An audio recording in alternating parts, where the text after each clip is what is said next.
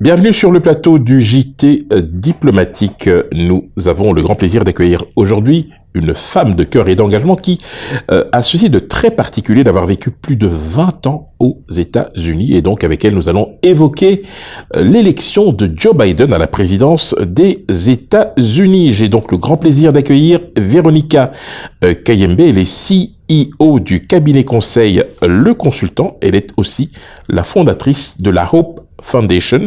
Véronica Kayembe, bonjour. Bonjour Henri. Merci de nous faire l'honneur d'être présente. Aujourd'hui, nous allons ensemble évoquer cette Amérique que vous connaissez bien, puisque vous y avez vécu plus de 20 ans, 23 ans quasiment. Vous êtes également actif sur les deux continents, entre l'Amérique et l'Afrique, et plus particulièrement la République démocratique du Congo. Alors, première question peut-être, avant d'entrer dans le vif du sujet, parlez-nous d'abord de votre cabinet conseil, quelles sont ses missions, ses objectifs et surtout, quelles cibles vous privilégiez? Le cabinet conseil, merci déjà de me recevoir, c'est vraiment un grand plaisir. Mon cabinet s'appelle Le Consultant, on a 4 axes: investissement, formation, interprétariat et événementiel. Alors souvent la question qui m'est posée, c'est vraiment des axes qui sont diamétralement opposés, mais non, en fait ce sont des axes qui sont en fait le parapluie de tout ce que je fais. Mes talents, mon expérience, j'ai une longue carrière professionnelle dans le management, dans la banque et l'investissement, d'où la partie investissement. Je suis interprète assermentée, d'où la partie interprétariat.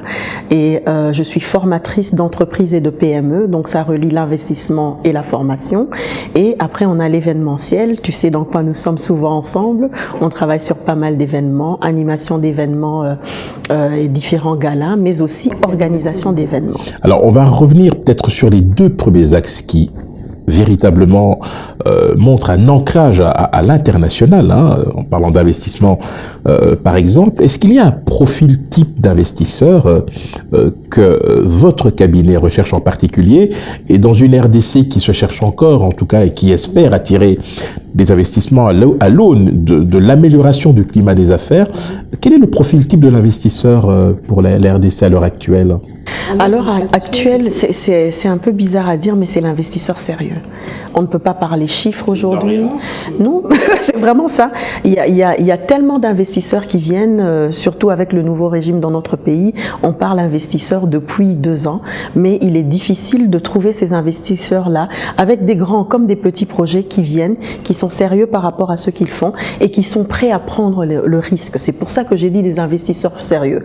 Parce que pour nous, au Congo, ce dont on a besoin, c'est pas des gros chiffres. On a besoin de personnes qui maîtrisent notre marché et qui sont prêts à s'engager, à travailler avec nous, malgré les péripéties, les réalités du Congo que nous avons hérité de nos pères, et nous battre pour l'améliorer sur le long terme. Alors revenons aux États-Unis, puisque le 3 novembre dernier, Joe Biden, en fait, a été élu président des États-Unis, même s'il est vrai que les confirmations sont arrivées au compte-gouttes, mais aujourd'hui on sait que c'est lui le président.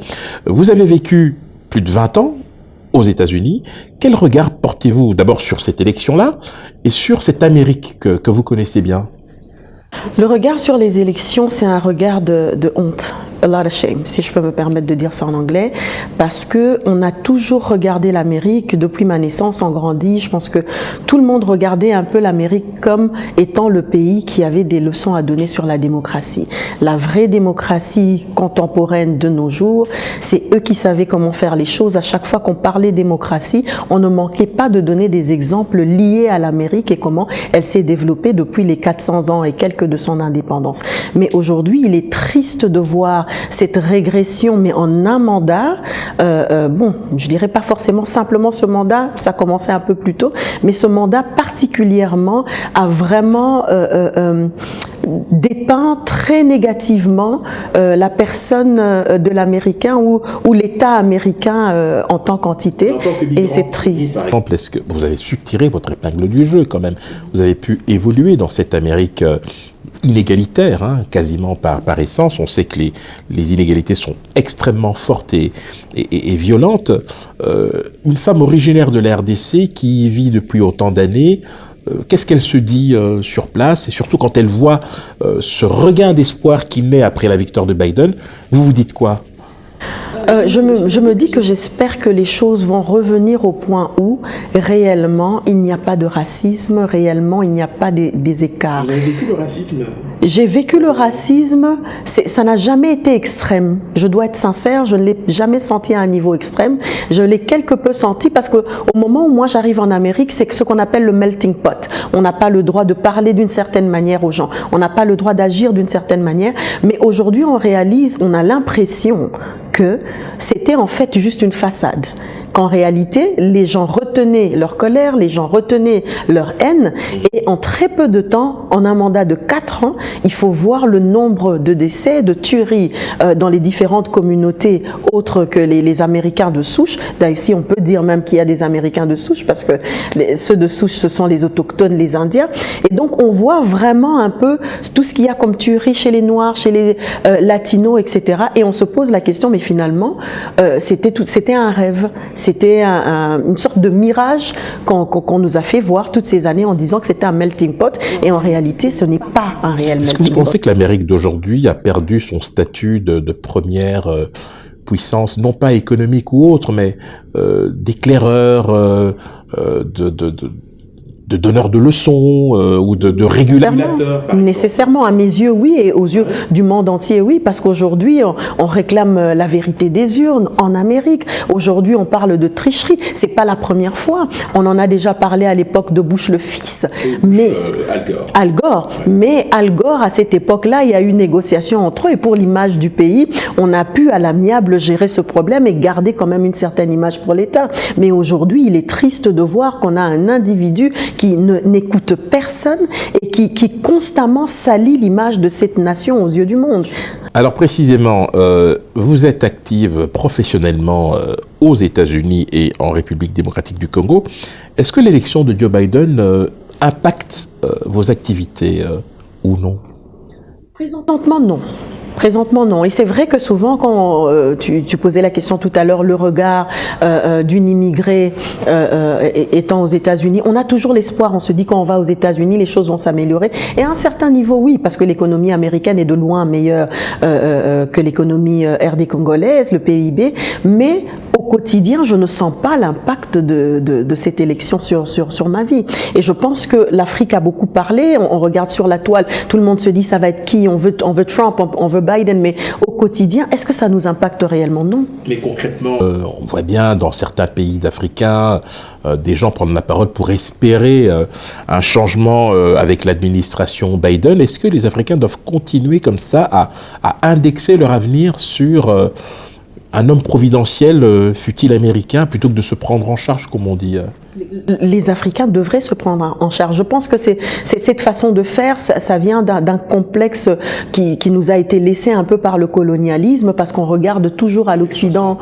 60 ans après, malheureusement, il serait temps, il est temps, on doit nécessairement s'affranchir. Si des personnes comme moi ont décidé parfois de revenir vers nos pays d'origine pour nous battre et changer les choses, c'est pas parce que c'est aussi facile pour nous, c'est beaucoup de sacrifices, mais parce qu'on se dit, personne ne va le faire pour nous. C'est comme si un père de famille qui vit dans une communauté, on a une organisation communautaire, on sait qu'on nettoie le quartier ensemble, on fait les vigiles la nuit ensemble, mais chaque jour, quand il doit décider du repas de ses enfants, il va demander au voisin. Qu'est-ce que le voisin va dire?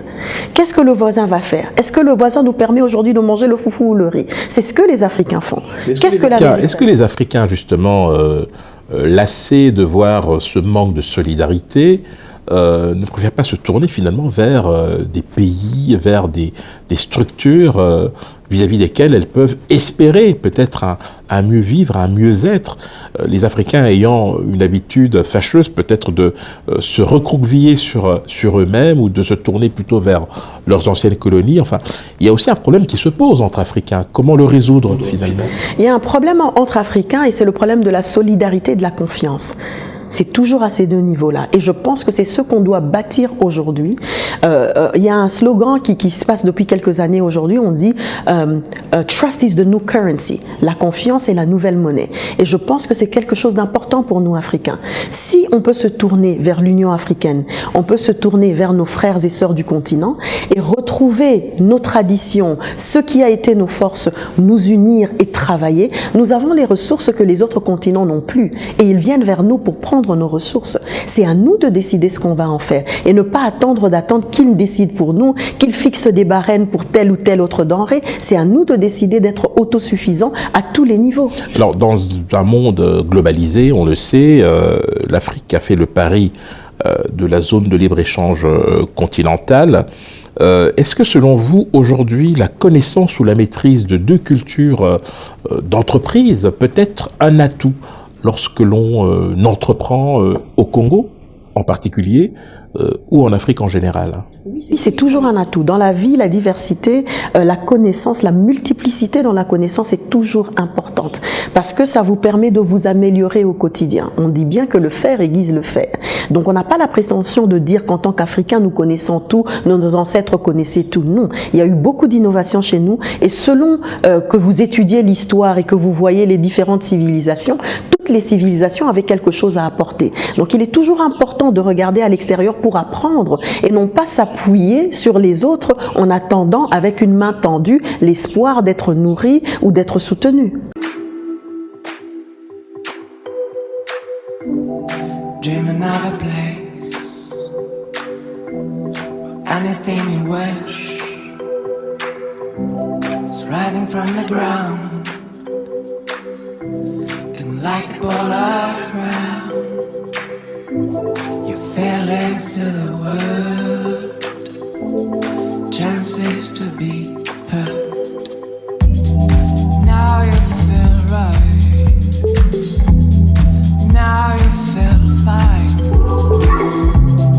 heading down the road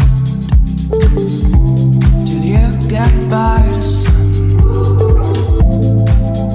'Cause any time is always made to find some places you feel right. 'Cause any time is always made to find places you feel right. 'Cause any time is always made to find some places you feel right. 'Cause any time is always made to.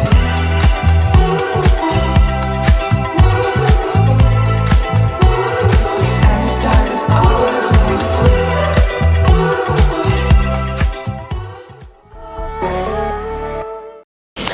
Mon mot de la fin, c'est vraiment de dire à mes frères africains, levons-nous. Aujourd'hui, on peut voir que tout système est faillible. L'Amérique nous le montre très bien. Alors ne nous apitoyons pas sur notre sort en disant nos pays nous ont montré qu'ils n'étaient pas forts, qu'ils avaient des systèmes faillibles. C'est la réalité partout. Mais il y a possibilité pour nous de nous relever parce qu'il y a des pays tels que le Brésil avec un niveau de corruption très élevé qui a pu transformer les choses, qui est économiquement très puissant aujourd'hui. Il y a la Chine qui s'est relevée après le communisme, même s'il le sent encore un peu. Il y a le Japon après la guerre mondiale qui s'est relevé. Il est possible pour nous de nous relever. C'est à nous d'utiliser les bonnes méthodes, de ne pas nous appuyer sur les autres, d'apprendre, de travailler et d'évoluer. C'est sur cette forte pensée teintée de résilience, puisqu'il s'agit bien de cela, que nous mettons un terme à cet entretien. Merci infiniment Véronica Kaïdé-Fabel, CEO du cabinet conseil Le Consultant et fondatrice de la Hope Foundation. Quant à moi, je vous retrouve très bientôt, même lieu, même heure, sur le plateau du JT Diplomatique.